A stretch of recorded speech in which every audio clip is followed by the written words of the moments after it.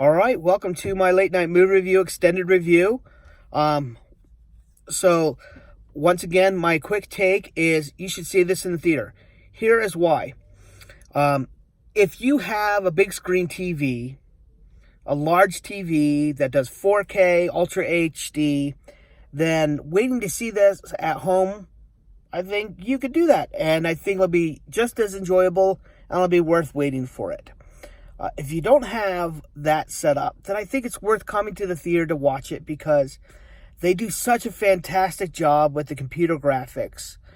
And I mean, it just looks so lifelike, and it was just enjoyable to see it and to see all the hair, the individual hairs and everything. There's just, the flexing of the muscles and even the veins. You could see some of those veins. And anyway, it was just so fantastic. And yes, they didn't change the movie at all in this adaptation. I mean, like in the Cinderella remake, that was a little different. I didn't watch Beauty and the Beast, but I heard it was different. This one, it's not line for line, but it's pretty darn close. Obviously, they're not having animals stack upon animals when they're singing. So how did they approach that? And because they were really trying to maintain some realism. Yeah, they're talking animals, so you can't really get away from how fake it is. But at the same time, they were trying to say within that realm, how can they keep it true to how animals would act? And so I appreciated that. And I thought they did a really good job with that. And so I thought, you know what? That's worth watching and worth seeing. And the story's still good. And it's still entertaining.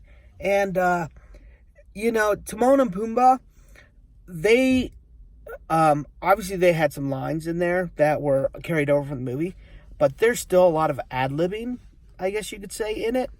That was just really good. And I just really appreciated that. And so, even though the spirit of who they were was the same, and some of the lines were the same, they really made Timon and Pumbaa their own.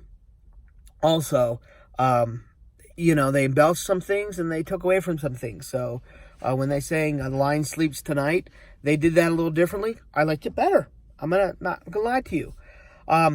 Anyway, so I thought it was really interesting. I thought it was good. And I enjoyed it for what it was. And it's a little different. And I could totally tell how some people might like the original better. But that doesn't make this a bad movie. And so you might say to yourself, so why should I go see this? Once again, if you enjoy the story, you're not going to not enjoy the story this time.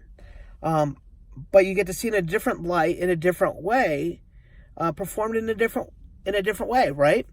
And so I think it's worth going to see that.